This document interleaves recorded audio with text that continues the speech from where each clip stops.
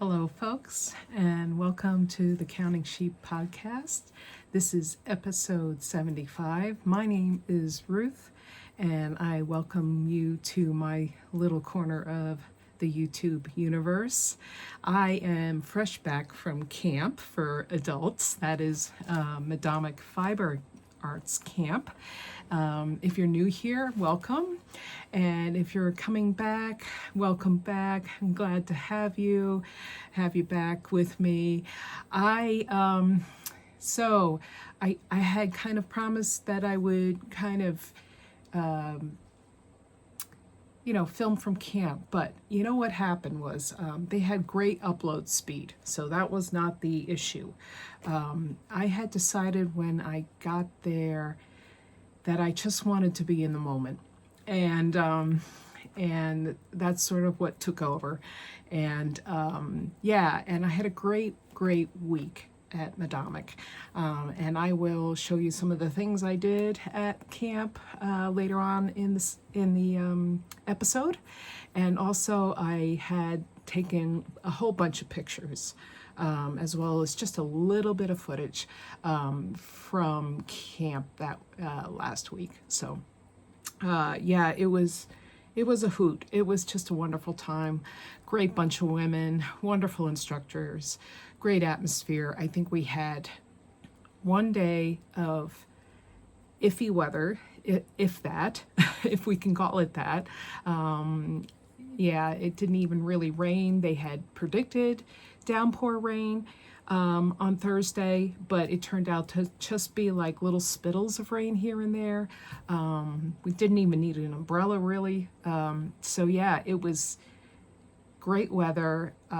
Even the temperature was great. It wasn't all that hot, so yeah, we had a good time. So that was Madamic Camp, and I'm back, and it's been 3 weeks since a podcast, so I wanted to get in here, and this is not my normal week to podcast, but it's fine and dandy. We'll just pick up where we left off. So, and then do every 2 weeks from here on out.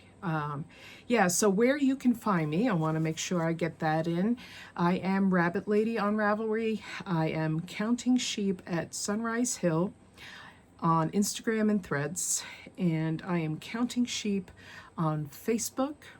And if you really need to get a hold of me, I have an email for the channel, which is sunrisehillfarmandcrafts@gmail.com. So drop me an email if you really have a burning question, or you need to get a hold of me or whatever, because I respond to that pretty readily. I'm not always daily on the Instagram and Facebook, so that could take me some time to get to. So, all right, so that's kind of the update and the skinny on where I've been and what I've been up to. So I'm going to jump right into my content, and then I will tell you more about camp later on, if that's something that you would like to hear about. Excuse the hair. I am way overdue for a haircut, which I am going to accomplish later on today. I was thinking about it at camp. I'm like, woo, I really have camp hair. So that's going to happen later on today. All right, I usually start off with crochet, going into knitting, and then spinning. And then I have some, I'm going to show you what I did at camp, and then just a few acquisitions from Maine. And then at the end will be the camp footage, like I said. All right, I have a finished object in crochet. If you've been following along with me, you know I've been doing Karen Hooley's Summer of Socks, which she put out 3 patterns. The third one is out now. She put out one in June, and which was the Ocean Wave socks. That was this one. And then the one in July was the Summer Sunset socks, which were these. And I am happy to say that I did get those done. So I wanted to show you my lovely Summer Sunset socks. So she did hers in Knit Picks sock yarn. So the first of each month, June, July, and August, she puts out a pattern for socks. So this was July 1st, and 3 different colors of sock yarn, obviously. This one up here was from Toad Hollow Socks, and that is Toad Hollow Sock Toad yarn, and it's in the colorway I'm Not Really Left-Handed. The purple variegated is a mystery fiber yarn from my stash. I can't tell you where or who or what that is. We all have a skein of that, don't we? Or a couple. And then this, the foot is from Vicki Brown, and it was her Kickstarter yarn from this year. And it's just a lovely variegated yarn. Yeah, these came out wonderfully. Just stellar socks. These were top down, and a little bit of color work up here and here. A nice heel flap gusset type deal going on here from the top down, and then a rounded toe at the bottom.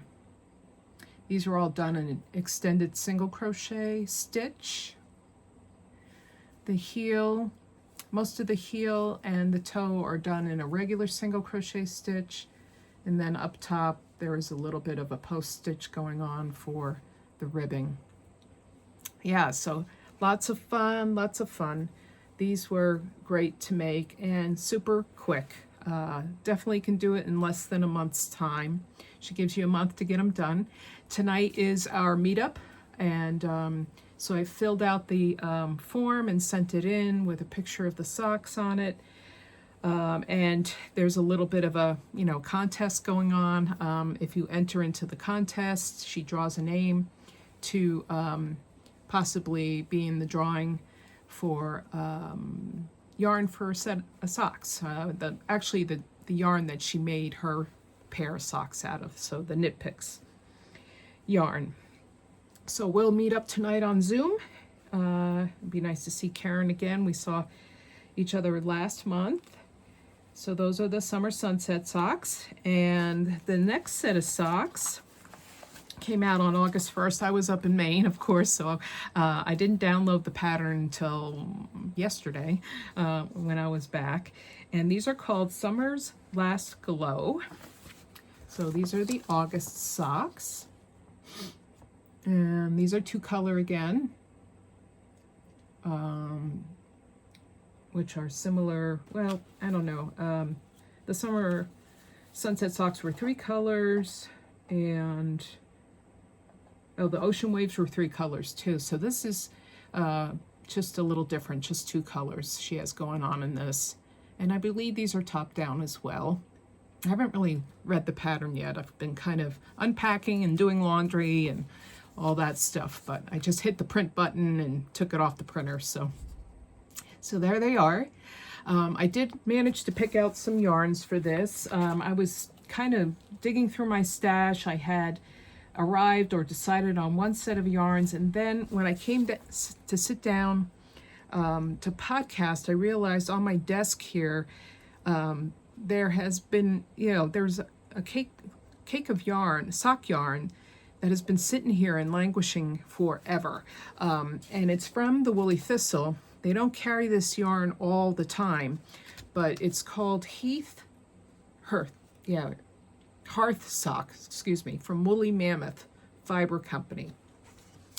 And you kind of have to have your antennae out when they put this up on their website.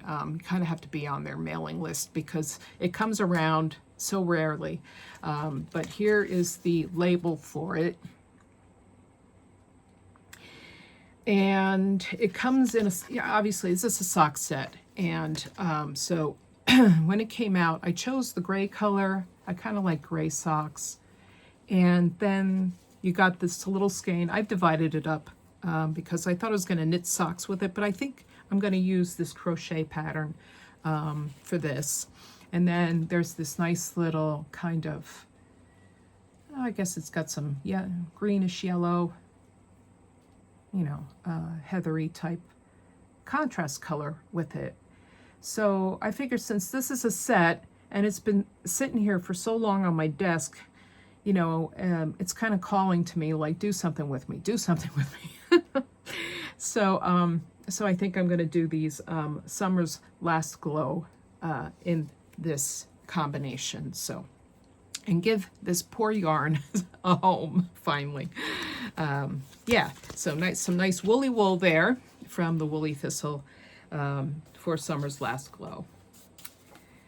All right, so that's my sock goings on. I'm so proud.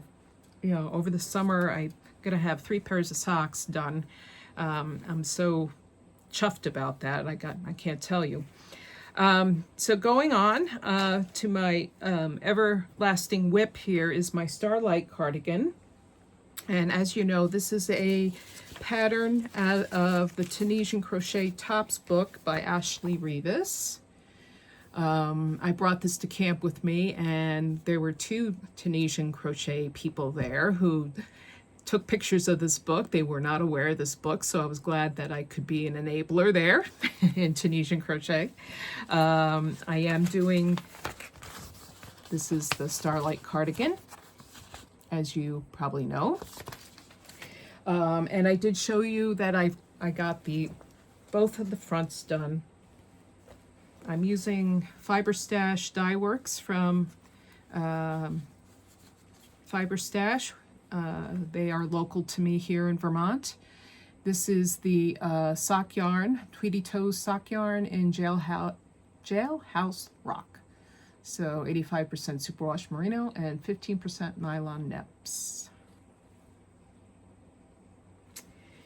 Yeah, and I was just counting up my skeins. I didn't take all of my yarn with me to camp. I have probably more than enough yarn.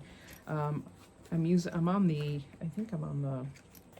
1, 2, 3. I have 4 left out of 6, so I'm still on the second skein, which just boggling my mind. So we have a lot of yardage on these skeins. Okay, let me see. Let me get organized. So yeah, so here is the opening in the front. Hard to show on camera, but these are, you get the idea. These are the fronts. I started the back. So here is the back. It's somewhat still, I've got this 1 row on the needle still, so you can kind of see where, you know, it's not so curled up. But here is the back. Back's, of course, this long. So the rows are quite long, much longer than the fronts are. And try to hone in a little bit here so you can see the stitching a little bit better. Yeah, so that's the Starlight and the star stitches where it gets its name. So lots of fun there. The ribbing took me forever. It's a slip stitch ribbing.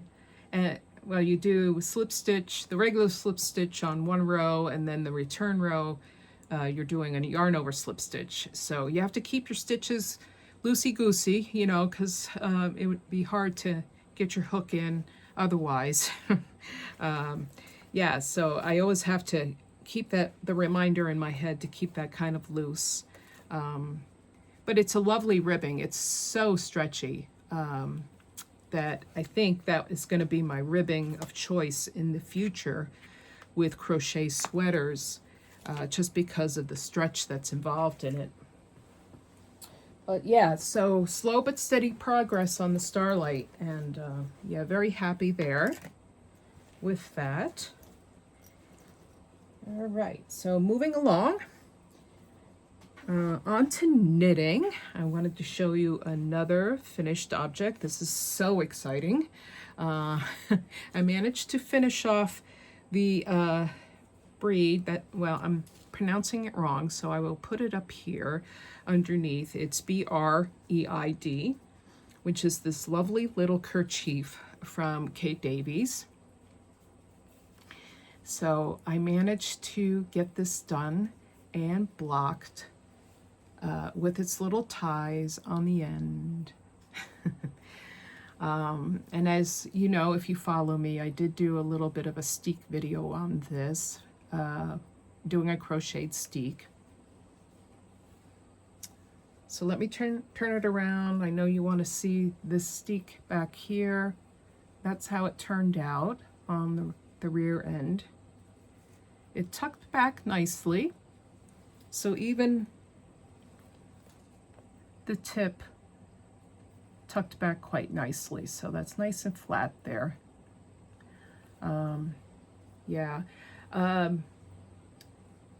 there was a steeking class at camp, and Bristol Ivy was teaching it. She's a well-known designer from Maine, and she was teaching the 3 different steeks: the felting, the crochet, and I'm trying to remember what was the other one. Can't recall right now. But a lot of the campers were not too fond of the crochet steek, I guess, because theirs were coming out a little too bulky. So I think my advice in that situation would be to use, you know, go down a size in yarn gauge, you know, to keep it a little less bulky, I would think. You know, I'm kind of just talking off the cuff here, but this is not all that bulky, you know. I mean, it's got a nice drape still, and it's working for this, you know, and it would work on a cardigan as well. The one caveat, though, for this, and I will tell you, I played yarn chicken with this, and I lost big time. I got to about, let me see, there's a bind off here. Yeah, I got to about here. And all the rest of the way here in the bind off, I ran out of yarn right here. So if you're gonna buy the kit, I would buy an extra ball of the blue yarn. That yarn is the Meloraki Tweed, which has a little bit of mohair in it. What I ended up doing, and I always think to myself, why do I have so much stash? But sometimes, especially in this case, it's good to have a lot of stash. I went and dug around, and I found a Peace Fleece colorway, and the name of it escapes me right now. It's really, really dark blue, and it's got some white flecks in it. It matched this really pretty well.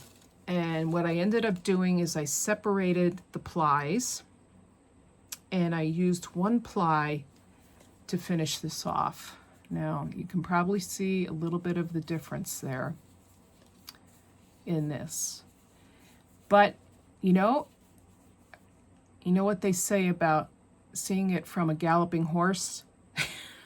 And it's on the edge. And so I was not going to sweat it. It worked for me. Yeah. The other thing about this pattern is that they only take this edging, this blue edging, out to this corner, which I thought was a little wonky. And it left the tie right here. I didn't like that, so I brought it all the way out here, which is probably why I played yarn chicken.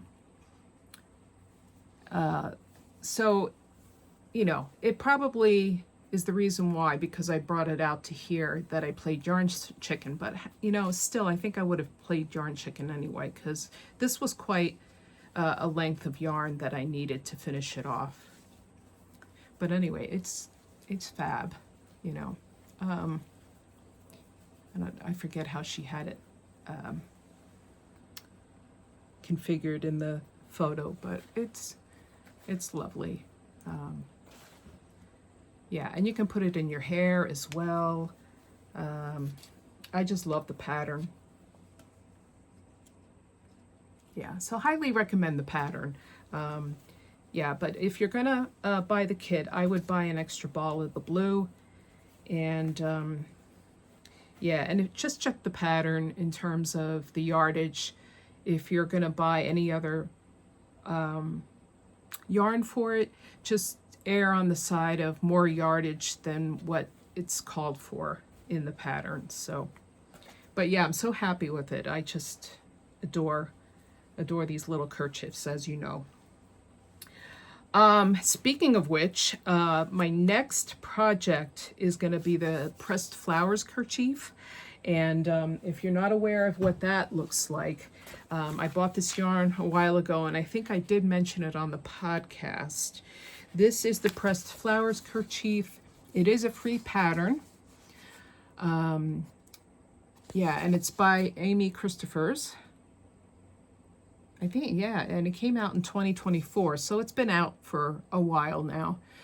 She has this pressed flowers iteration in so many different things. You know, mittens, I did the cardigan, yeah, she has a shawl, a hat, you name it. But I am going to do mine in Peace Fleece, speaking of which. So this is Anna's Grasshopper. When I bought this down at Harrisville, they recommended getting another skein if you wanted to make it bigger, so that's what I did. I'm all for taking advice, you know? And then they also had the spin cycle there. And so this is dyed in the wool, Big Sky. So I opted for a little bit of yellow, a little yellow pop against the green. So I am going to wind this up and get that one going, and I'll have another little kerchief to wear with other things. So yeah, so that was from Harrisville. I think back in April we were there. April or May? I think it was April. Yeah, so that is the pressed flowers. That's the next one. All right, and then other things in knitting. I'm happy to say that I did get some progress done on my simple pie vest. The agonizing simple pie vest. Yeah, this was like miles. This is miles and miles of stockinette. But anyway, what happened was one of the classes I was in at Medomic involved movement, stitching, and writing. And so this was my stitching project, because you had to bring something that didn't involve a lot of involvement, if you know what I mean. Brain involvement, like, you know, you didn't want to bring color work along. You wanted to bring stockinette. So I said, what a great opportunity to get something done on this thing, right? Because this thing is just round and round and round. Anyway, so this is the picture. Had you forgotten what the simple pie vest looks like? This is a pattern from Peace Fleece, and I am doing mine in Kamchatka Sea Moss. And I think I'm at a point where, although I have not measured it on my body yet, they say you should, you know, the pattern says you should go to 16 inches. I'm not quite sure I want to be at 16 inches because, as I've mentioned that in this podcast before, I am short-waisted. Like, I don't have a really long trunk on me. And I am about at 12 inches now. I may go to 13, but so here I'm at. I did get quite some progress done. This is a little measuring tool from Twice Sheared Sheep, and this was a perfect little project to do for that little class that I took up at Medomic. Yeah, because it's just knit, knit, knit, knit, knit, knit, knit. So it was really good to just sit there and do that. So once again, Peace Fleece, it's American wool and mohair. I can give you the exact specs on this. This is 75% Navajo Rambouillet and domestic vine wool. and 25% mohair. So yeah, that's the piece fleece. So yeah, I was happy for that class so that I could get some progress done on this. And like I said, it wasn't all that hot up there at camp, so it was ideal, you know, to work on something that is very woolly wool like that. All right, and then in spinning, I did take my Lendrum wheel with me to camp, which was a hoot. That was fun to do that. So I don't know if I showed this before on, I can't recall whether I did or not. This is two of my girls. This, so the dark gray is one of my girls. This is Gillyflower. She is a Shetland Fin cross. And then the light gray is Sierra, and she's a Shetland Fin cross as well. I had the lady who processes my fleece, she offers this service where she will process them together. So she'll card the fleeces together. So you have this nice roving that you can spin at the same time. So there's a whole ball of it. And so while I was up there, I decided that I was going to start that because I've been itching to. So that's how that is looking. And that was on my Lendrum. And luckily I brought some of this along to sell at camp, because they allow you to have a little bit of a table there to sell some of your goods and services or whatever, or, you know, your crafts. So yeah, and people were liking that a lot. I am still working on my BFL for the vest that I want to make. You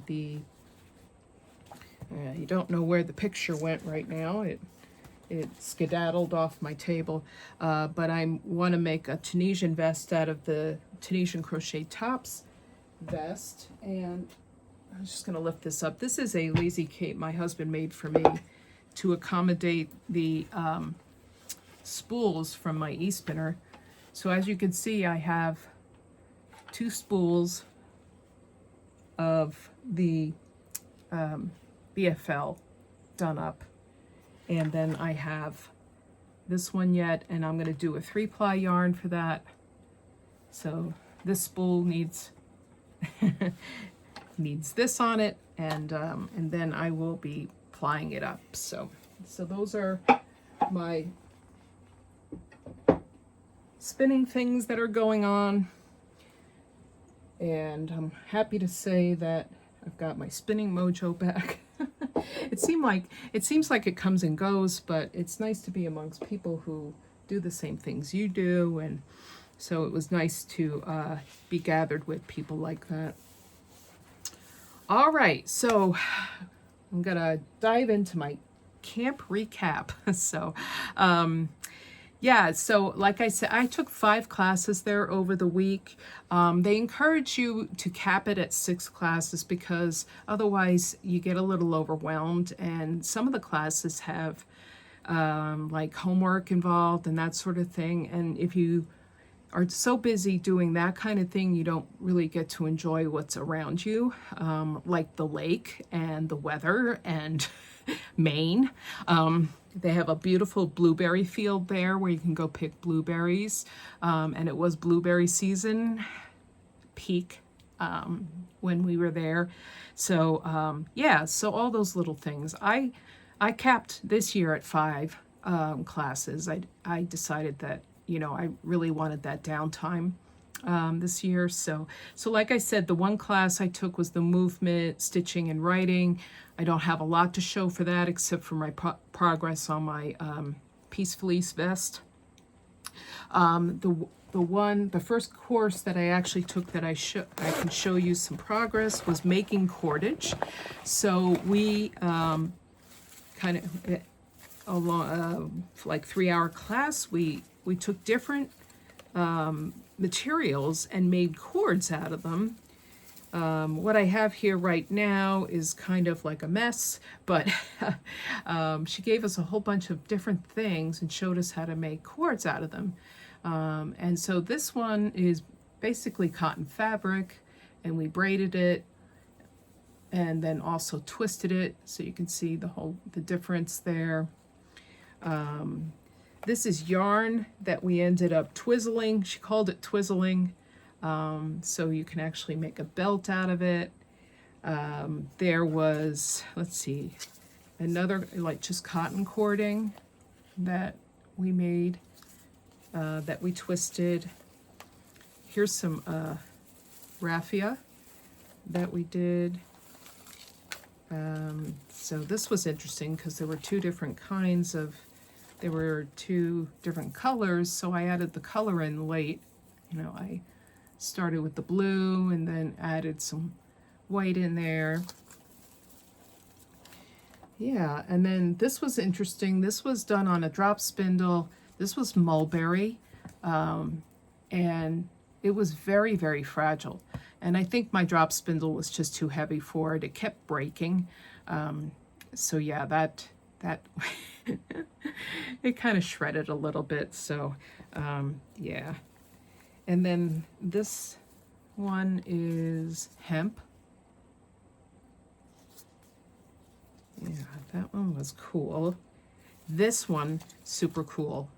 This one is daylily leaves. So this kind of thing, you have to harvest it, let it dry out, and then soak the leaves to make sure that they don't break while you're trying to make cords out of it. It's quite a process. So, and who figured all this out, right? Yeah, so very cool stuff. Yeah, here's one. This is jute.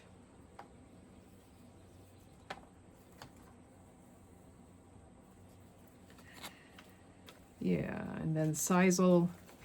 This is kind of like a twiney type of, this is the material that twine is made out of. Yeah, so anyway, that was really fun. And then the next course I took was with Bristol Ivy, who I've mentioned before. She did secret cables. So she, as of late, has gotten into encoding words into knitting. And while I'm not going to get totally into it, what she has done is you take two words, you put them on different axes, of a chart, of a graph, and then draw lines like you would with like sashiko charts. And then you convert those lines into cables. So I used sheep fleece. I don't know if you can see those. And I converted them into sashiko lines, if you know that kind of embroidery. And believe it or not, that turned into this chart. I know, this was like smoke in my brain. But anyway, it was in a good way, but then it turned into this sample of cables, which I thought was just incredible. You can sit there and draw lines on a piece of paper, and then all of a sudden you've got a cable pattern out of nowhere. And then you can use this for whatever, make a scarf, hat, whatever, put it in a sweater. And she tells you how to flip them, vertically, horizontally, and, the world is kind of your oyster then. And only you know these words because nobody can really work their way back to the word on the paper. So, yeah, so that was kind of cool. And then this one, lots of work, backstrap weaving. So this is where the loom, your body becomes the loom, literally, backstrap weaving. And this took me several hours out of class to complete. But yeah, this is my belt well, it's not long enough to be a belt, so I'll probably use it some other way in like a strap of, you know, like on a purse or a bag or something. But yeah, and there are several mistakes on this. But I learned a lot about sheds and weaving and keeping your sheds pure, you know, and trying to just pay attention to that. And yeah, so that was really cool. You can see the ends on there are kind of like. And then finally, another weaving class I took was making a pouch. So first what we did was actually make the loom on a piece of cardboard. So you can see kind of little slits on the top to take the threads. And then this is what we wound up with. I'm not totally done with this yet. I still need to finish off the top a little bit, but that's basically what I ended up with. My tapestry needle is still on here because I'm trying to figure out how I'm going to finish it off. I might just crochet a border on top just to make it, just to neaten it up a little bit. But yeah, so yeah, we went with a shape that would accommodate a cell phone. So yeah.